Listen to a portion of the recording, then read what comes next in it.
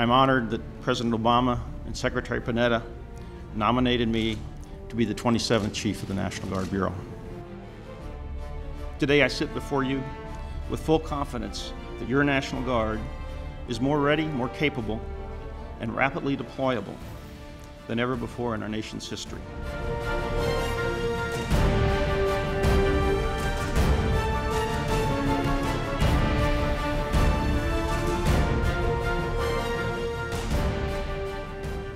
Our National Guard today is far more capable, far more experienced, and truly battle-hardened than at any point, I believe, in our nation's history. The Guard remains not just an important part of our fighting force, but they are our first responders. The National Guard is the only dual-purpose force in our military. We respond to domestic operations and we're part of the war fight. We're the best value in these very difficult budget times. We are accessible to the governors on a moment's notice. We've really seen unprecedented activity with the wildfires and hurricanes. It's powerful just to know, such as a National Guard vehicle coming by, that even if it's not doing anything immediately for them, it gives them a sense they're not by themselves and help is coming.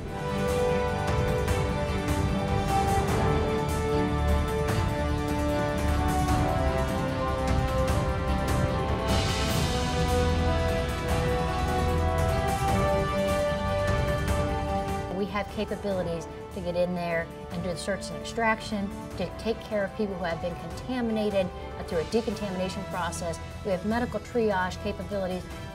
They're used to us being there for flooding and tornadoes and hurricanes and all those natural disasters. It's nice to be able to tell them our capabilities go beyond that.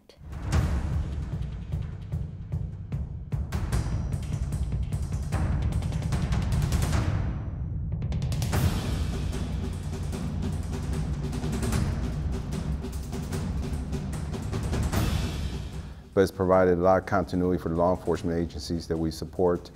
Unique set of skills. We really leverage the unique skill sets that the military has, and it really has enhanced the law enforcement efforts, not only on the border, but in the intelligence community as well.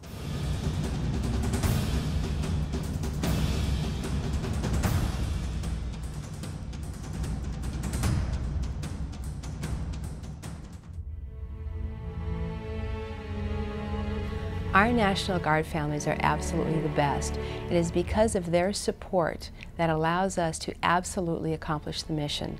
I know behind every soldier, every airman is a family that is supporting them. So it's important that we take care of them because we know that we recruit soldiers and airmen, but we retain families. Something in these children at a certain point clicked. They had been wandering streets, not going anywhere fast.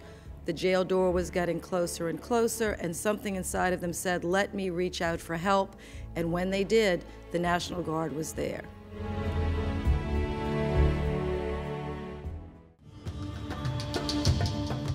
When I returned to government 5.5 years ago, I was struck by the many ways in which our military had been changed by the wars in Afghanistan and Iraq. And no change was more dramatic than the transformed role and capabilities of the National Guard. We've had the experience of the Army National Guard here in the Sinai for the last decade. They followed a 20-year period of airborne unit assignments. I can tell you, in the opinion of myself, my predecessors, the Egyptian government, there has been no finer set of soldiers than the state National Guards who have deployed here. They have shown a flexibility, an adaptability, a judgment, which frankly is without peer.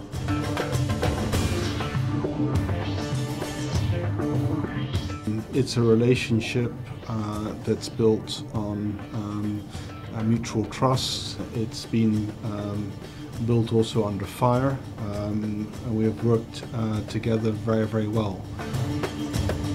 There is a huge expectation and hope by the people of Kosovo that this partnership is going to bring them closer to the Euro-Atlantic integration.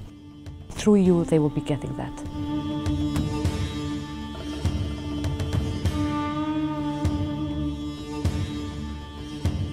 The motto of the National Guard is always ready, always there. This has been absolutely true of you all, not just here in the United States, but across the globe, including on many challenging NATO operations.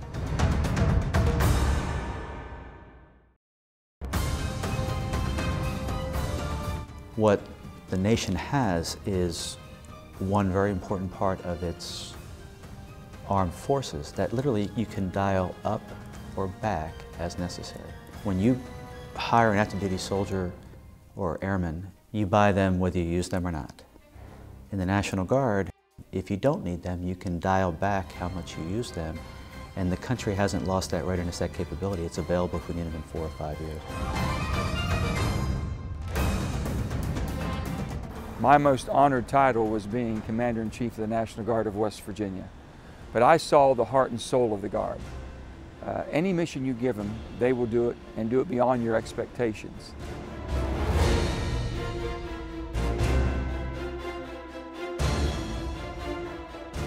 Well, when I think of the way that Guard members add value, I just think about them as people. They add value because they selflessly give, and you selflessly give of yourselves. And when you do that, you are models for the rest of our nation. There's been a tremendous investment in people and equipment and training. And to go back to a strategic reserve and put that on the shelf and let it atrophy would be a tremendous mistake in my mind. It is a critical time in our history, but I can't think of a better military organization to be a member of than the National Guard at this point in time. The citizen soldiers and airmen of the National Guard are skilled combat veterans, and they will continue to provide value-added solutions to our national security.